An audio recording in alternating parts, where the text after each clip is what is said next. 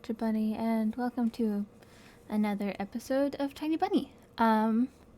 Let's get back into it. Try not to click it before I read it. There we go. Okay. Olia traversed the room with care, pressing her tiny palms against the window. And why are they going to the houses and not the forest? Are they scared? The question caught me off guard. The police aren't scared of anything. They already scouted the forest. I changed the topic, as if trying to get Olia as far away as possible from the forest thicket. We may get a reward if I go and find them by myself. A lot of stuff, like in the Wheel of Fortune. Sounds cool, right? Olia wasn't listening to me. She asked in a hushed voice, while piercing the forest with incredibly adult eyes, uncharacteristic for her. What if the owl got him? Nonsense. An owl won't be able to lift a human. But you know what? I was picking my words with utmost care. I forced them out of my own overexerted brain. Stay away from the forest. I think it's... how should I put it? It's cursed or something. Just like in a fairy tale? No, more like in that spooky tape our parents hid from us. Olia shivered and stole a glance at the window. As I looked at my sister, my heart was tearing apart. She was just so fragile. It was so easy to stifle her light. A gust of wind and her small fire would be gone. You're lucky. Mom won't even let me go outside. I am like a princess in the tower, and I can't go anywhere. I'll die of boredom from here. You're wrong. No one has ever died of boredom. And you have me and your cartoons, and Mom and Dad will be good to each other soon. You know what? I wish I could... You know what I wish I would wish for on my next birthday? I'd wish for Mom and Dad to turn into children, so we could go and play together like we used to. Yeah, and if you'd make them small as bugs, we could place them into a little box. Olia giggled and tugged at my sleeves. Tasha, let's go watch Aladdin. Fatigue won over my desire to be with my little sister. I was washed over by some sort of heinous empathy. I'm too tired. I don't want to. Come on. It was so boring alone, and Mom's always busy. We can pick a cartoon you haven't seen before. I know all of your tapes by heart at this point. Not all of them. You haven't watched Peter Pan. Remember how you fell asleep in the middle of it? And so much happened after that. Let's go, let's go. Maybe later. Should I tell you how it ends? Let's leave that for tomorrow. I won't tell you tomorrow. I know. Let's play hide and seek. No, Olia. Then draw me a dino. Olia, please. Draw it, draw it. Leave me alone already. I blurted it without thinking, and then I was immediately taken back. I've never screamed at my little sister like that. Olia stared at me in shock. Her lips started trembling, and precursor to tears. My chest was seething with disgust and embarrassment. What's happening to me? I've hurried to prevent Olia from crying. Alright, Ewan, let's watch a watch cartoons for a bit. I don't wanna. I came up to her and put my hand on her soft head. Let's go. Let's go watch Peter Pan. Boo, you'll fall asleep again. I smiled and lifted her chin. Her eyes were wet and felt bottomless. I won't, I promise. I promise I won't. I'll draw you a full Triceratops later. Hooray! Triceratops. Oh, close enough. Olivia rubbed her eyes with her sleeve of her pajamas, and a shining smile returned to her face. I'll go ask Mom for condensed milk and bread, and you rewind the tape. The bread is fresh, just how you like it. Alright, just be careful not to spill the milk, or you'll be yelled at again. I wanna bet I won't spill it. The tape is somewhere in the nightstand. Look for it. Olivia disappeared into the doorstep, and I dragged my feet into the neighboring room. Okay. And we turn on the... She has like a little sewing thing under her bed, and a creepy doll. Okay, so turn on TV. The old photon TV was gathering dust in the corner. All that was left was clicking the button on the front of the panel.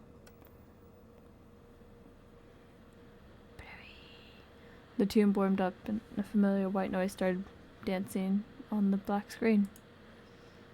I almost reached out to turn on the VCR when the noise came down and a blurry image appeared for a moment.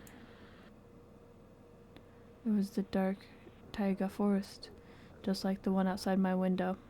The picture split the screen in half. Something creepy resembled human speech was coming out of the speaker. Just a moment later, the scenery again was overshadowed by noise. Did I catch some rogue signal? Local TV stations only really show Soviet cartoons, and even that was pretty rare. And only just recently I used to always watch Robotech before school. It was so awesome. Maybe I should tinker with antenna? What if I catch this channel again? On the other hand, Olivia asked me to find the tape. It wouldn't be nice to disappoint her. But my sleepy state, I don't have the strength to do all of it. Search.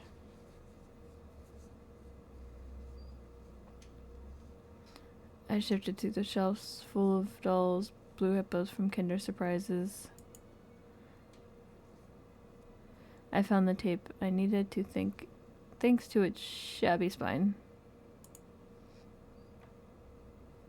I got the black rectangle from its box. The tape inside it rustled while rewinding to the beginning. This rustle was lulling me to sleep. Drowsiness attacked me while I squatted before the TV. Images swirled in my head, me and Olivia flying above the forest, tumbling in soft clouds. My little sister is laughing, but her smile becomes more and more forced with every passing second. I noticed the clouds underneath us part, bearing the bristly pine tops. Swampy darkness spillers among the trees. The wings are no longer able to hold us and Olivia. You haven't started it without me, have you? My sister brought a tray with unevenly cut bread and a whole can of condensed milk. I rubbed my eyes. No, come sit. Mom and Dad are arguing again. They're going through tough times. Tough times are lame. On the screen, Wendy was hiding Peter's shadow into the dresser. Olivia was entertained by the cartoonish dog Nana.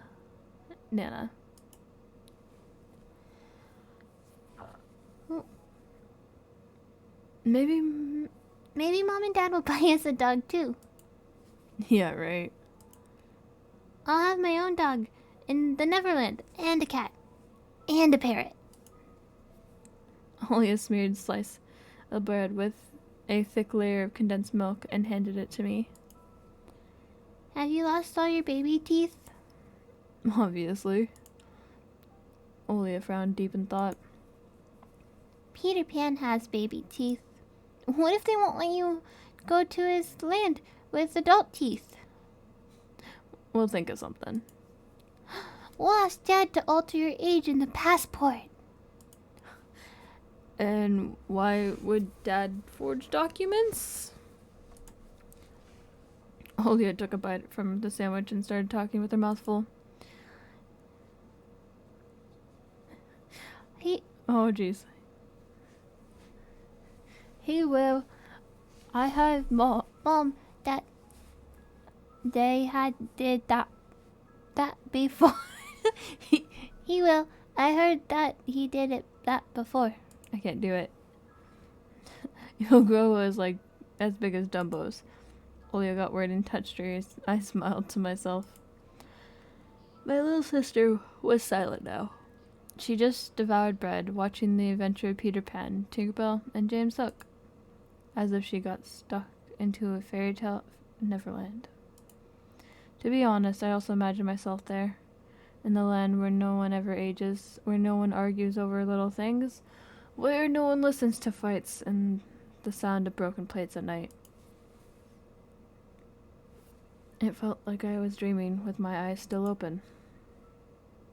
Then my sister's scream pulled me back to reality. Tasha, shut the curtains fast! Why? No one's watching you. It's dark, and when it's dark, the owl comes. I'm scared. Oh, you sort of see him right here. I got out of bed and fighting my drowsiness to close the curtains. I did my best not to look outside towards the treetops, towards Taiga Forest, which seemingly drew closer and closer. Of course, it was just a visual effect from the shadows of the branches scraping the snow. Tasha, Mom thinks I made the owl up. Dad did too. Thinks I'm a liar since I'm small. But the owl exists. Honestly it does. You believe me, right? That it comes every night and... I swiftly grabbed Olia's hand and looked her in the eyes.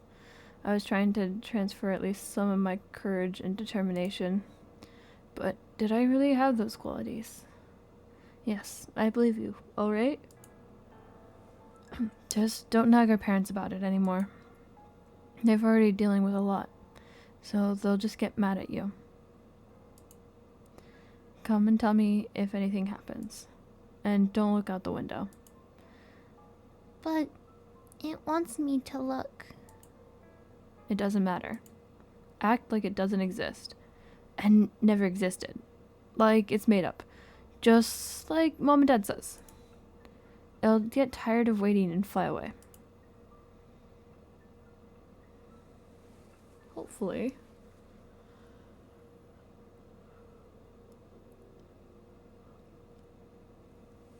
We followed Peter Pan's adventures as if nothing had happened. As if the forest didn't kidnap kids. As if our parents weren't tearing each other apart bit by bit. Captain Hook was running away from the crocodile, and Captain Pan was heading to London on a gilded sailboat. By some miracle, I lasted longer than my little sister. Olia's eyelids had dropped, and she started snoring lightly, resting her chin on the side of the bed. I stood up and left Olia's room. I was looking out the window, studying the field, when Mom peeked into my room.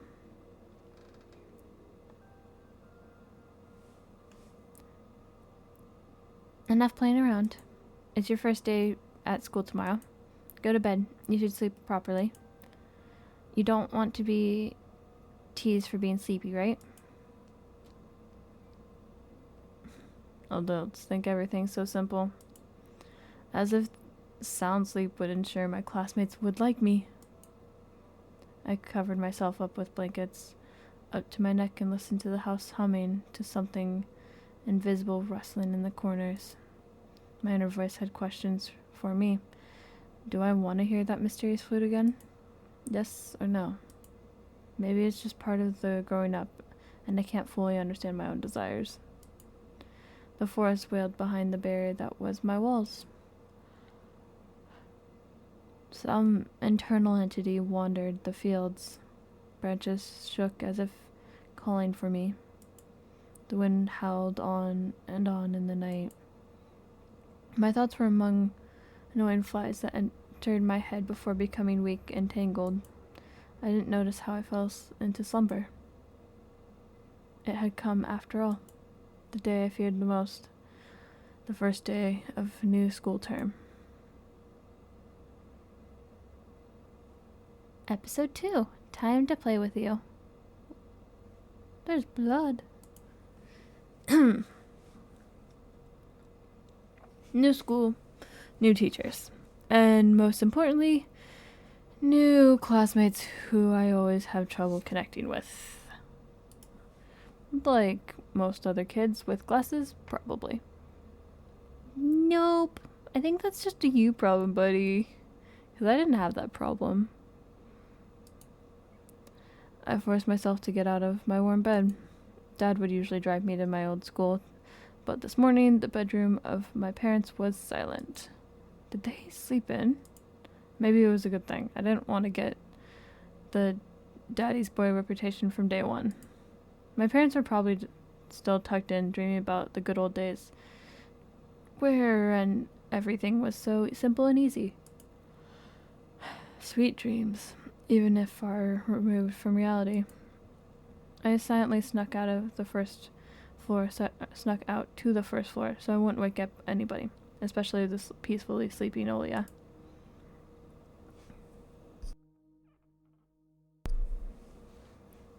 I did my best to step on the middle of every floorboard. I used to play like this even in our old apartment. If my soles touched the space between the floorboards, it counted as stepping into lava. The clock spurred me on with its hands. I need to hurry. Faster, faster. I was so fast, so I need to circle the hallway once again. Boiling lava was bursting out of the cracks between the floorboards. I needed to watch my step, to survive at any cost. Hippity hop, like a frog jumping on moleholes, like a fearful bunny in a grove full of wolves. I made a sandwich in the kitchen, shoveling it down my throat and drank down with cold tea. My appetite was good as for someone being led up the scaffold towards a galleon. I lowered my gaze and saw that one of my feet was standing on 2 floorboards at the same time. Burnt to a crisp, huh? I moved my foot. Disgusting little snakes withered in my belly, the fear of getting hit or being called nasty names. The clock clicked. I need to go. It was dark outside, fitting for an early winter morning. This darkness never fully left the house around here. I took my time tying my shoes, buttoning up the puffy down jacket, trying to delay my unpleasant exit into the semi-dark, into the unnerving unknown. I ruined my glasses for good luck, though I couldn't remember a single time these thick pieces of glass brought me any good fortune. The sky was akin to a giant bruise. On the east side of it, black clouds was swelling up. It licked up the stars from the sky and extinguished the rising sun. Darkness was plastered all over the treetops. The cautious cries of birds got tangled up in the thicket. I locked the front door with a long key that I wore around my neck. My parents made me wear this noose, afraid that I, being total klutz that I am, would lose the key otherwise. The wind whizzed on the other side of the gate. It invited me to my new life, towards dubious adventures. And tagged along like an old buddy, pushing me in the back. Wide shadows that pines throughout covered the third of the clearing. Upon reaching the edge of the forest, I hid my nose in the coat's collar. I was squeezing through the fine, thin firebreak. My hair rustled up on the back, hunched over. The tall trees stood on both sides of the tiny trail. The snowy blanket rustled under my feet, and the canopy of intertwined branches above my head cut me off from the already sparring light. The light had no plans of moving away from the forest. In this darkness, the trees reminded me of a shaggy old woman that smelled of burial earth. Their trunks turned into cracked, wrinkled faces with holes in the middle of their mouths. If I lost focus even for a moment, mold-covered witches would drag me into the forest depths. Even then, my parents would be walking around these parts screaming my name. But the dead can't answer the living. Or can they? A sense of panic was growing into my chest. I was fine with Dad carrying me into the school in his hand by now. It saved me from watching the darkness rise up in the ravens like black dough. It felt like something jumped into the bush behind me, so I turned around. As soon as I started walking faster, I heard the snow squeaking behind me. The forest took a deep breath with its giant lungs. The wind fell, cracked. The wind and the birds were left behind in the field. Now I could only hear the forest creak. I walked, listening closely, and the unseen presence grew stronger, as if someone was following me, trying to match the pace of my footsteps. I turned my head as fast, and it made my neck crunch. The tiny trail behind me disappeared into darkness. The tree branches overlapped, forming a natural tunnel. Who was there? The question escaped my lips and dissolved into the unending creaking sound of the wooden idols, the pine around me. Why did I think going through the forest alone was a good idea? Am I really going mad? Or someone had intentionally lured me away from from home. Distant lights granted me a smudging of hope. A country road. I ran there as fast as I could, as if afraid that the trail would I thought of size for a second. I was like, ooh. And afraid that the trail would shrink, crawling.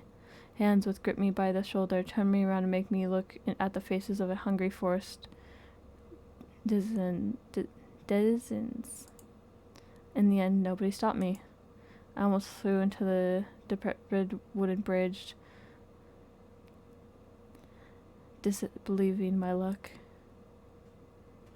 The bridge supported spades in the spring, cherry and ice cold. I put my hands on my knees and looked up at the forest, then snorted, trying to calm my breathing. The thicket was pretending to be asleep. It looked peaceful, lifeless. The remaining part of my commute lied through a snow-laden road, illuminated by sparse lamplights. I chased away bad thoughts and ran as fast as I could from one circle of light to another, seeking protection from electric lamps. Just like in that game, where you need to be the first to proclaim, "I'm protected." It's just in this case that protection was flimsy at best, with darkness hovering around its borders. Ooh! Ooh! Ooh! It's something creepy finally. Hell yeah. Then I noticed something remarkably eerie.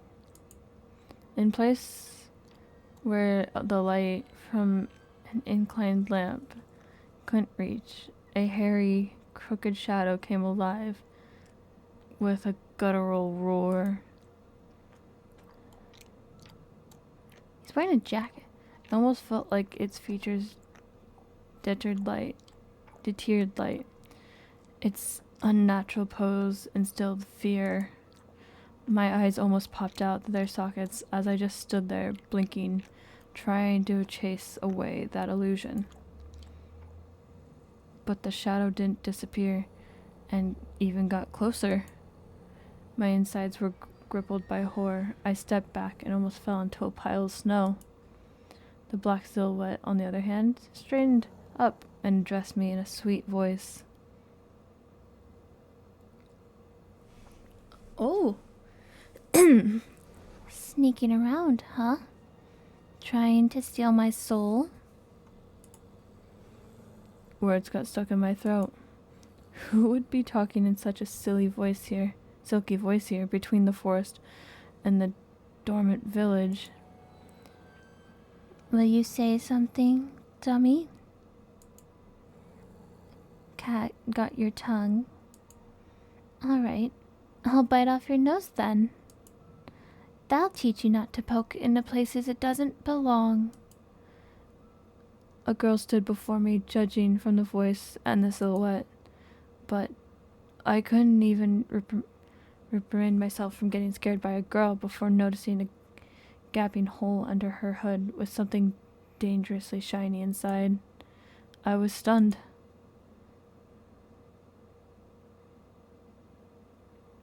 From the cavity of her hood, a frightening real fox face was staring straight at me.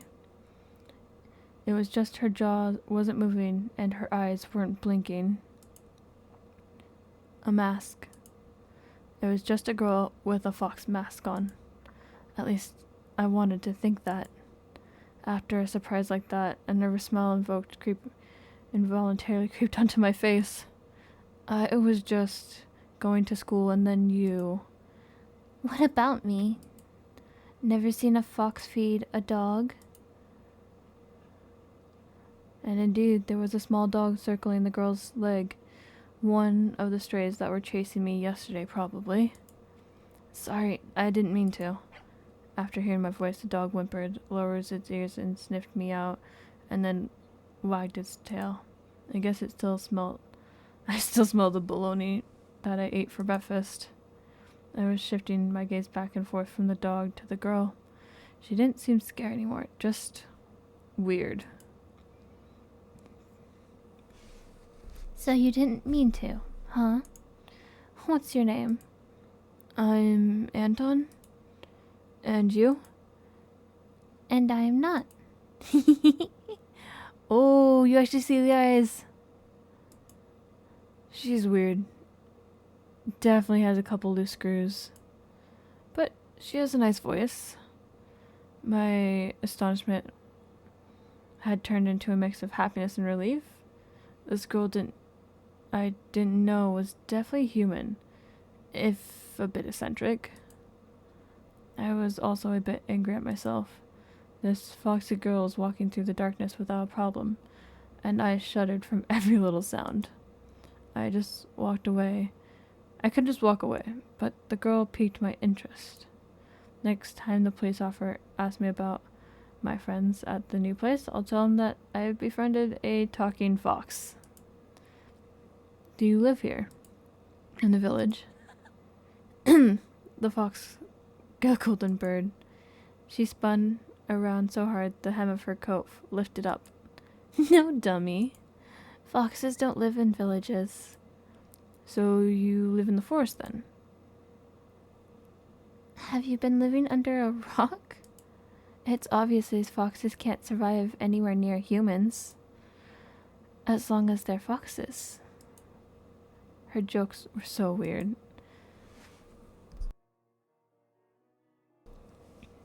Just like her carnival mask, paper mache with fur glued on it. The dog demanded us of its existence with a loud bark. I unfastened my backpack. Dad would sometimes throw food if there was, without my knowledge, cookies, apples, or even my favorite crab sticks. He called it a gift from the bunny. The stray stole towards me with mimicking footsteps with its pleading look in its eyes. The fox did definitely treat it to something, but it probably still hungry. Why are you dressed like this so early in the morning? Going to a costume party? Oh, The girl shrugged and threw a silver snowflake off her nose, and her human form along with them. Gran turning into a genuine beast. A real fox, agile, cunning, dangerous. A moment of hesitation and you'd be ripped to shreds. She'll tear you up and gulp you down without breaking a sweat. I couldn't help but just stand there as I stump until I heard her calm, melodic laughter hidden underneath the beastly mask. I wish you could have seen your own mask, sweetie. Sweet. Did she just say sweetie? I got embarrassed, went red up to my hair roots. We'd seen a fox in a zoo once when we went there with Dad, but it had patchy fur and was gray and shiny. But this girl was fiercely colored and furry, just like in fairy tales. I was still rummaging through my backpack. My fingers that were searching for dog treats stumbled upon a soft, crumbly object. You'll see.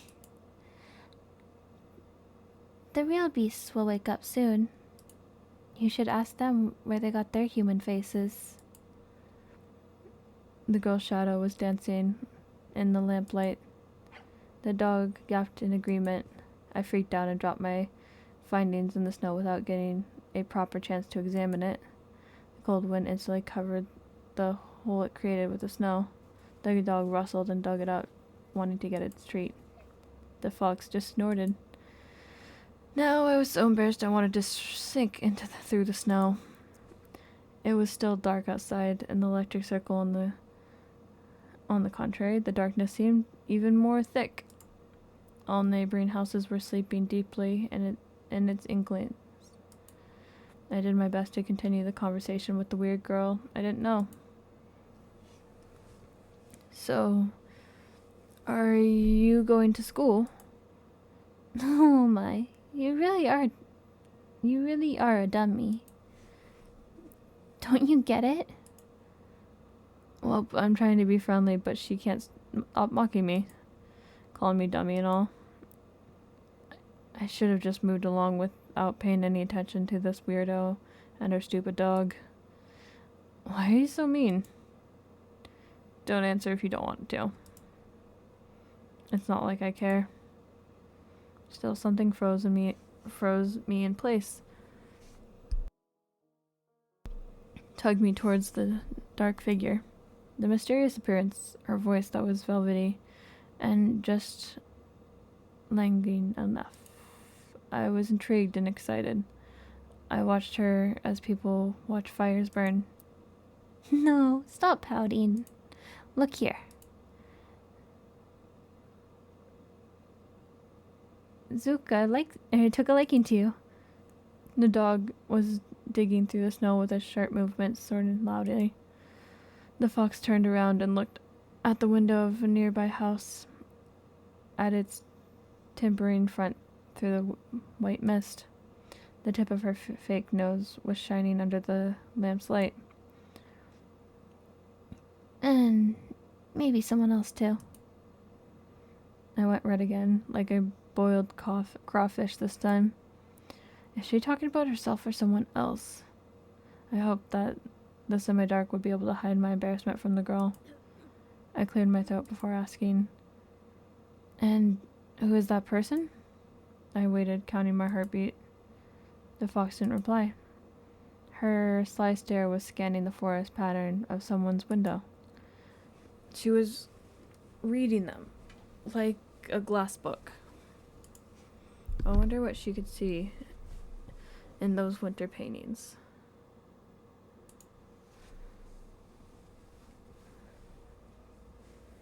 Oh. The stray stopped rummaging through the snow. It ran to me holding my object in her jaws. A mitten. Could this be the one I found in the forest? What is it doing here? When I looked closer, I realized that it was just my mitten.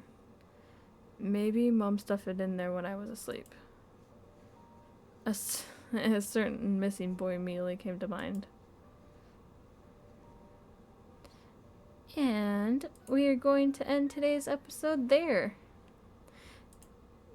And so, if you like this episode, please remember to like, subscribe, and leave a comment if you would want to. And I will see you guys next time. Bye bye.